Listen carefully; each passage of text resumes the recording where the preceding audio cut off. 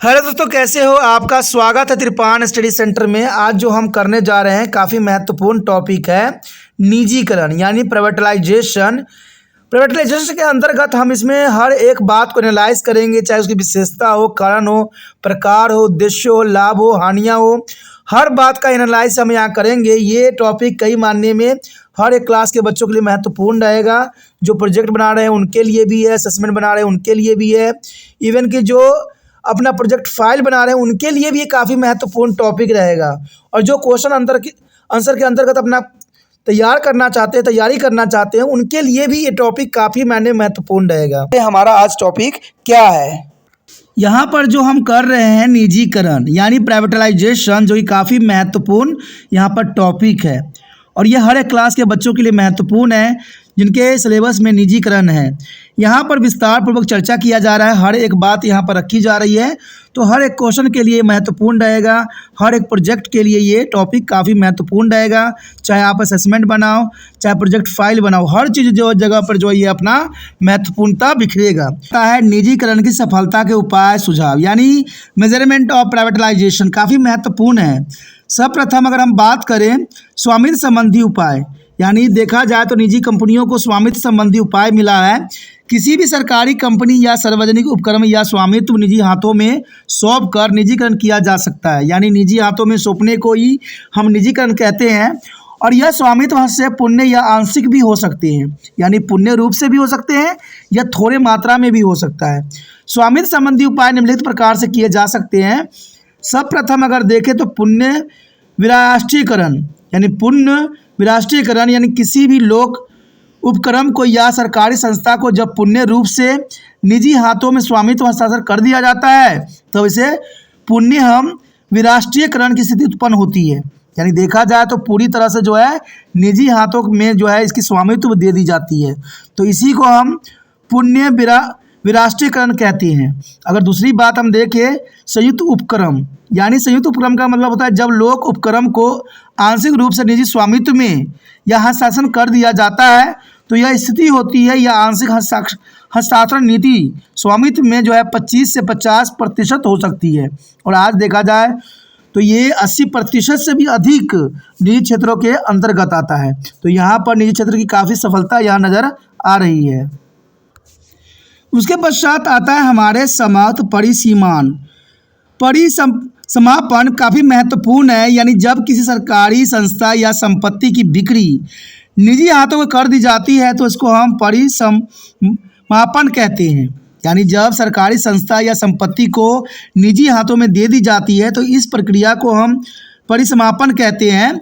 जो भी निजी क्षेत्र या संपत्ति की खरीद करता है वह उसे नए वस्तु के निर्माण में लगा सकता है या अपने पूर्व कार्य में लगा सकता है। तो ये काफ़ी महत्वपूर्ण बात है कि निजी क्षेत्र या संपत्ति का खरीदता है या उसे निजी वस्तुओं के निर्माण में लगाता है या अपने पूर्व कार्य में लगा सकता है। तो ये सारे के सारी जो प्रणाली है वो परिसमापन के रूप में देखा जा सकता है। उसके पश्चात हमारे समक्ष आता है प्रबंधकों द्वारा कार्य, यानी प्रबंधकों द्वारा क्रय। किसी कंपनी की संपत्ति को उसके ही कर्मचारी को बेच दिया जाता है, यानी कोई भी कंपनी होती है उसकी संपत्ति जो है उसी कर्मचारी को बेच दी जाती है, उसी में से किसी एक व्यक्ति को बेच दिया जाता है और इस कंपनी पर कर्मचारियों का अधिकार हो जाता है। ऐसी स्थिति में सरकारी कंपनी कर्मचारियों के निजी हाथों में आ जाती है, अर्थात उसका निजीकरण हो जाता है। तो ये काफ़ी महत्वपूर्ण है कि प्रबंधन द्वारा क्रय, यानी उन्हीं में से किसी एक व्यक्ति को जो है पूरे संपत्ति का अधिकार दे दिया जाता है, पूरे कंपनियां उसी के हाथों में बेच दी जाती है, जो कि काफ़ी महत्वपूर्ण बात यहाँ आता है। उसके पश्चात हमारे समक्ष आता है संगठनात्मक उपाय। संगठनात्मक उपाय के द्वारा जो है राज्य के नियंत्रण को कम किया जाता है, ये काफ़ी महत्वपूर्ण बात है। यानी देखिए निजीकरण में भी जो है कम नियंत्रण के उपाय के लिए प्रावधान किए गए हैं, इसको हम संगठनात्मक उपाय कहते हैं। इसमें पहली बात तो यही आती है होर्डिंग कंपनी। होर्डिंग कंपनी की स्थिति में निर्णय लेने का काम सरकार करती है, परंतु दिन प्रतिदिन का संचालन कार्य स्वतंत्र रूप से होर्डिंग कंपनियां ही करती है। अब देखिए सरकारी कर्मचारी के पास तो समय ही नहीं होता है, तो जर्नल सी बात है सारे कंपनियां जो है स्वतंत्र रहती है। ये होर्डिंग कंपनी स्थिति में निर्णय लेने का काम जो है सरकार करती है, लेकिन सरकार के पास तो समय ही नहीं होती है, तो ये कंपनियां जो है होर्डिंग ले लेती है, लेकिन फिर भी ये कंपनियों में सरकार का दबदबा खत्म हो जाता है और ये पूरी तरह से कार्य स्वतंत्र रूप से होर्डिंग कंपनियां करती है। उसके बाद लीज पे लेना, जब किसी सरकारी उपक्रम का एक विशेष अवधि के लिए निजी हाथों को दे दिया जाता है और स्वामित्व सरकारी हाथों में रहता है, तो इसे लीज का पर देना कहा जाता है। यानी समझ सकते हो कि सरकारी कंपनी है, लेकिन आपने लीज में जो है 1 साल के लिए ले लिया है। स्वामी बेशक नहीं सरकार है, लेकिन 1 साल का तक जो है आप स्वयं स्वामी होगे और उसको जैसे मर्जी कंपनी को चला सकते हो। कहते हैं लीज द्वारा एक निश्चित अवधि के लिए कंपनी का संचालन निजी हाथों में दे दिया जाता है। एक समय काल होती है, जैसे आप ठेका देना कह सकते हो या कुछ भी कहो।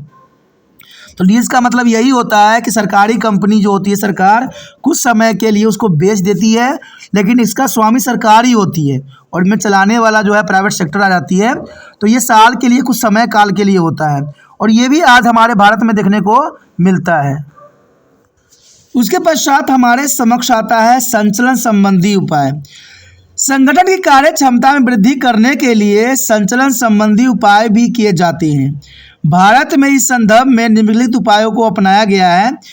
देखा जाए तो ये काफ़ी महत्वपूर्ण है कि संचालन संबंधी उपाय कहते हैं प्रबंधन किए नियंत्रण के नियम में से किसी भी तरीके से निजी कंपनियों के हाथ हस्तांतरण करना, कुल इक्विटीज के कुछ भाग यानी 25% या अधिक को बेच देना लीज पर दे देने के बराबर होता है कि आप 25% या उससे भी अधिक जो है लीज पे दे देते हो। उसके पश्चात आता है विनिवेश। विनिवेश का मतलब ये होता है कि इस प्रक्रिया के तहत सरकारी इक्विटी को एक भाग को निवेशकों को म्यूचुअल फंड यानी वित्तीय संस्थाएं या कर्मचारी आदि को बेच दिया जाता है और इस प्रक्रिया में प्रबंधन का हस्तांतरण नहीं होता है। यानी प्रबंधन का हस्तांतरण नहीं होता है, इसको हम जो है म्यूचुअल फंड को दे देते हैं, वित्तीय संस्थाओं को हम इसको दे देते हैं, इसको हम विनिवेश का नाम दे सकते हैं।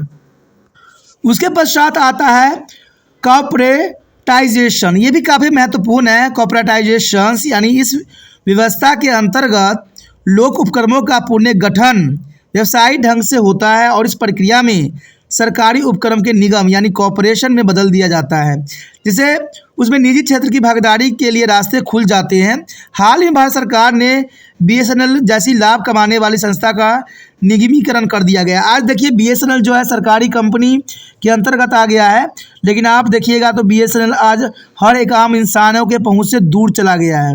कारण क्या है कि सरकार के हाथ में है, बीएसएनएल आज भी सरकार के हाथ में है, जिनके कारण जो है इसकी जो है तरक्की, इसकी जो है आगे बढ़ने की क्षमता सब खत्म कर दिया गया है। क्योंकि भारत सरकार के हाथ में जाने का मतलब ही है उस चीज़ की जो है तहस नहस। और ऐसा ही बीएसएनएल के साथ भी हुआ है। बीएसएनएल जो है आज निजी लाभों के लिए आगे बढ़ रहा है और इसको निगमीकरण कर दिया गया।